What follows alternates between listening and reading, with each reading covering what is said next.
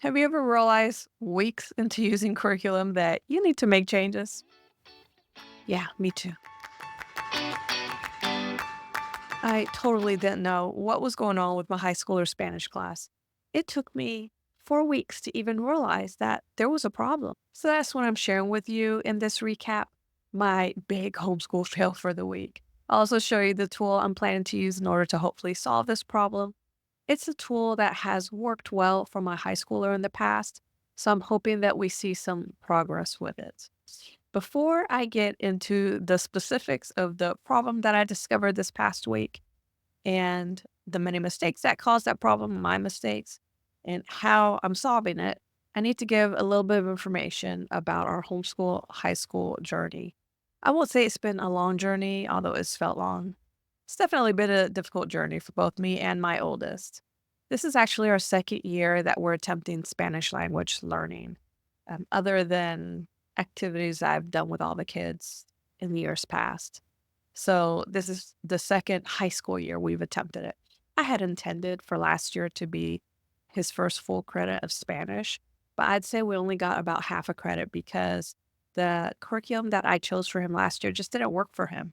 It's a curriculum company that we've used for other subjects, and that did work fine for him, but for Spanish, it just wasn't doing it. And so I realized a few months in that I completely needed to change gears and do something different with him. So we spent the rest of the school year doing different types of activities. I pulled in other resources, like from Teachers Pay Teachers, and just activities that I created. So I pulled in these other resources and activities to try to fill in some of the gaps, and they did help. But I would say that was maybe only half a credit of Spanish. This year, I ended up choosing Spanish Geniuses as my son's Spanish curriculum.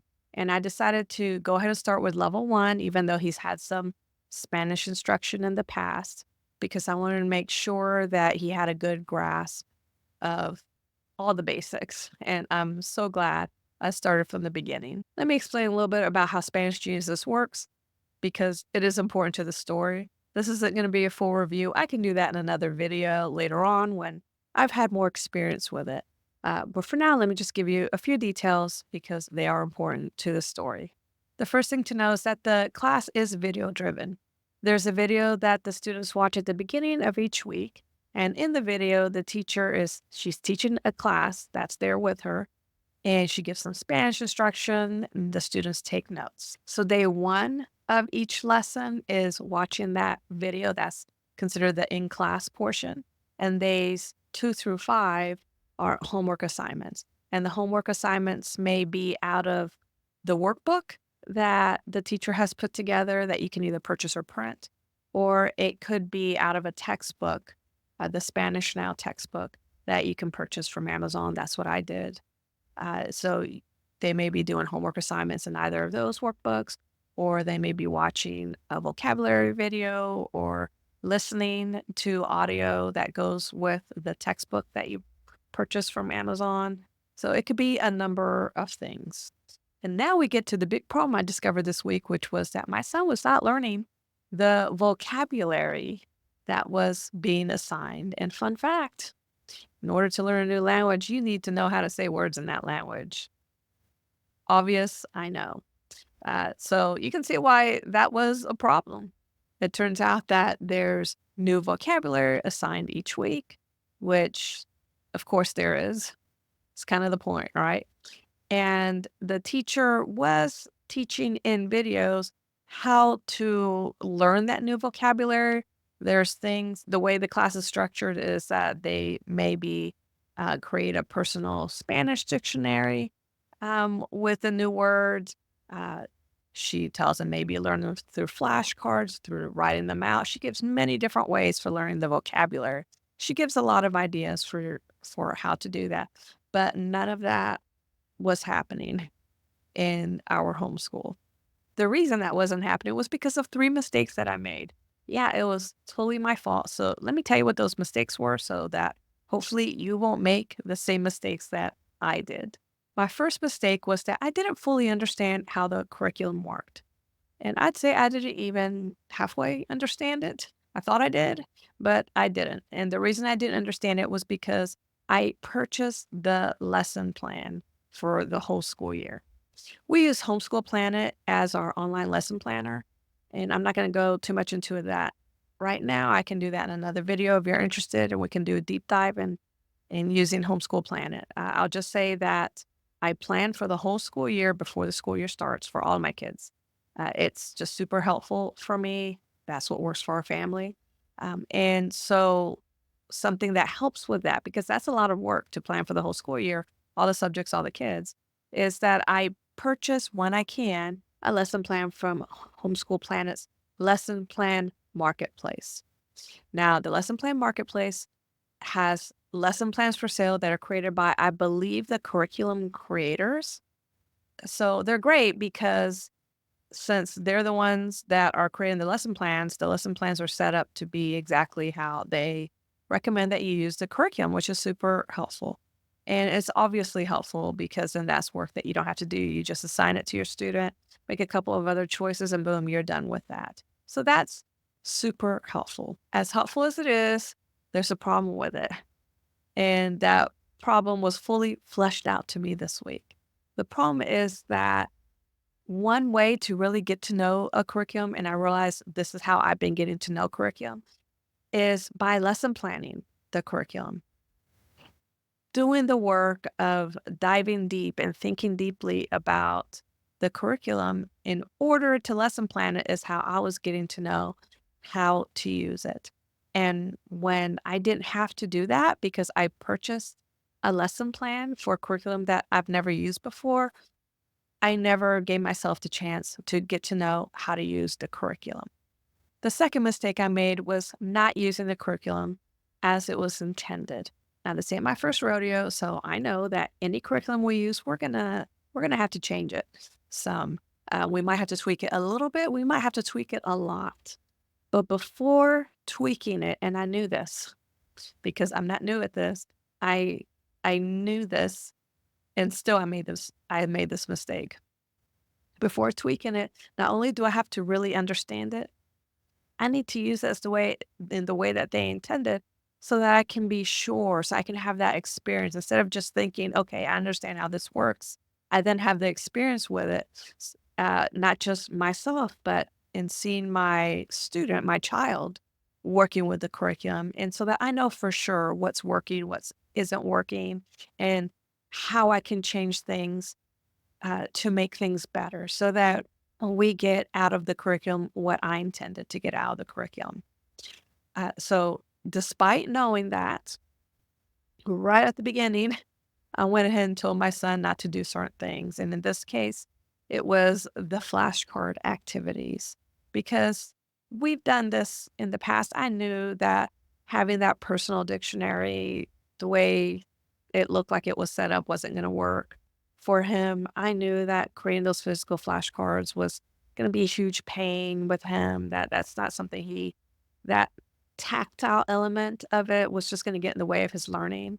And I knew that. So I told him to use another tool that we've used in the past to replace flashcard activities.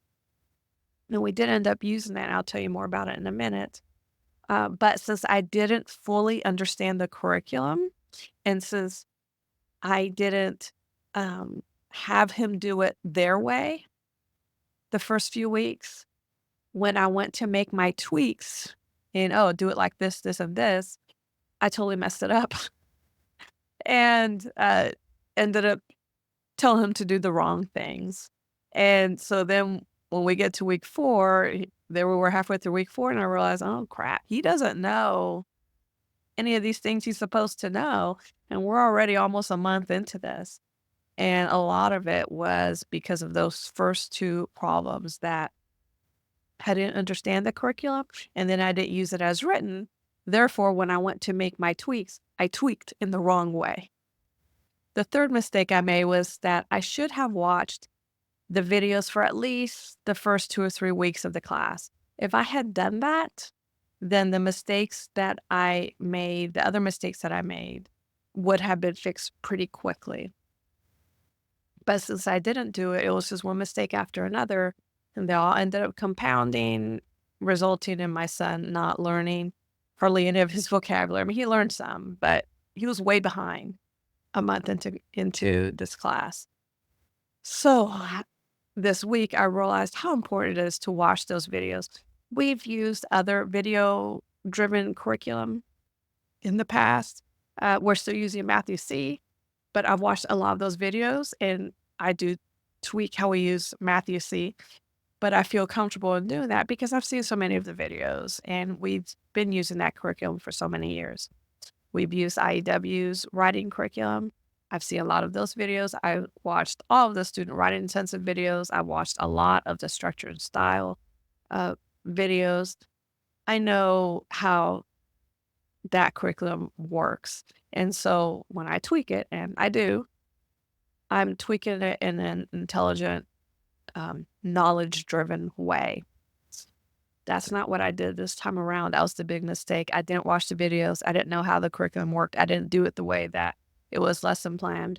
And so I wasn't tweaking it in an intelligent, knowledge driven way. I should have done that. So what I did when I realized that my son wasn't learning the vocabulary was to go back and watch those videos, at least the vocabulary videos. And there's a vocabulary video for each week. So I saw what words he was expected to learn. I realized that he was supposed to learn each set of words by the end of each week, which makes sense. It's like I knew that, but I didn't know it. And I also realized that she was given instruction about how to study those words. And while she kind of had that in the lesson plan that I purchased, the different ways using like the spelling dictionary and the flashcards, and all, she kind of had that in there. I didn't fully get how important that aspect was. So I focused more on the textbook work and the workbook work he was doing and checking his work there. And I didn't keep him accountable as far as learning all that new vocabulary through the ways that she said. What I told him to do instead was to use Quizlet because since I knew these other things didn't work well for him, like the spelling dictionary and the flashcards, I told him to use Quizlet instead and had him do that work in place of the way she planned it, but I tweaked it the wrong way. If you don't know, Quizlet is kind of a flashcard app. It's more than that, but essentially that's what it is. So it's great for memorizing a lot of information, doing it. I wouldn't say exactly a gamified way, but in a way where it's easy to keep track of what you know, what you don't know, and it tests you in different ways. So it's a really cool tool to use, and it has worked out really well for my oldest. That's how he learned like all the things he needed to learn, or a lot of the things he needed to learn for Scouts when he first moved up to the Boy Scouts and working through the first few ranks, he needed to memorize a lot of things. It really, really, really helped him with that. So it's been a good thing for us in the past, but the key, I mean, this is it. The key is you need to have the right information there for them to memorize. And that's where I really screwed up. The key with Quizlet is those flashcard sets. You want to create flashcard sets with the information that you specifically need. You can search for flashcard sets that are created by other users and teachers, and you can even find it for curriculum that you're using. So you can do it that way. And I have done that. And that's been a big time saver, just like purchasing the lesson plans.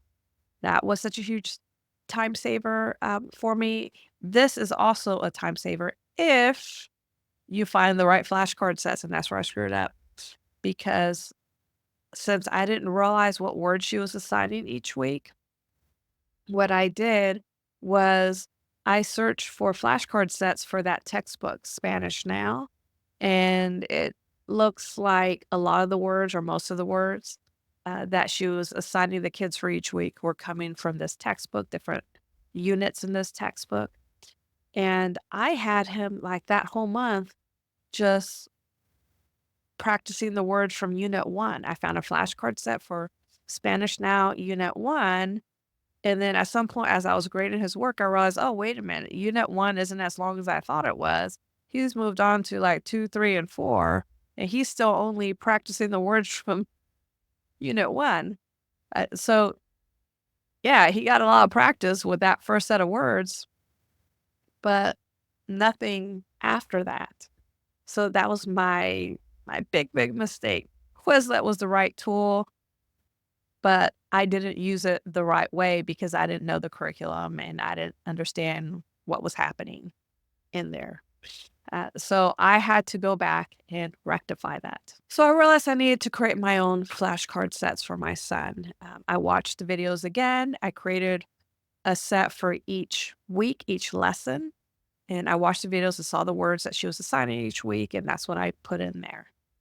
And so now that I have those flashcard sets for the first 4 lessons, because that's where we are so far in the curriculum, probably in the future, I'll have him make a flashcard set every week. Like that'll be part of his homework that I assign. So that's a way that I'm going to be tweaking in an intelligent way. He needs to learn the vocabulary words from those first 4 weeks. So in order to not be stressed out and compound my mistakes even more, I'm putting a pause on the Spanish Jesus curriculum. Gonna focus, spending the next 2 or 3 weeks. Hopefully that's all it'll take to learn, but I might take 4 weeks, but spending the next 2 or 3 weeks learning those words, or at least most of the words. And then we'll continue forward and I'll tweak the curriculum to have him, instead of using the tools that she was suggesting with the physical flashcards and the personal dictionary and all, I'll replace those things with Quizlet, but with the understanding that he goes and creates those flashcard sets and then he practices those for a certain amount of time each day. So that by the end of the week, he's mostly learned those words. So I'll put a link to a lot of the resources I mentioned in the description box. But you may be wondering about some of the issues and thoughts that I shared with you in the past few weeks about taking care of myself as a person so that I can serve my family and show up for my family in the way that I want to. And so I had thought that these weekly recap videos, maybe that's where I could talk about all of that, because so much of my weeks has been realizing, well, I really need to take care of myself. Uh, However, I decided I want to move that discussion to other videos, a different series, so that this recap type format can be focused on my successes and failures during the week, um, in the area of homeschooling. And I'll create other videos and a couple of other series where I talk about kind of the mental health aspect of it and steps I'm taking to nurture myself as a homeschool parent. Well, we could talk about that kind of thing. And so, yeah, that's what's happening now. Thanks for watching, and I will talk to you in the next video.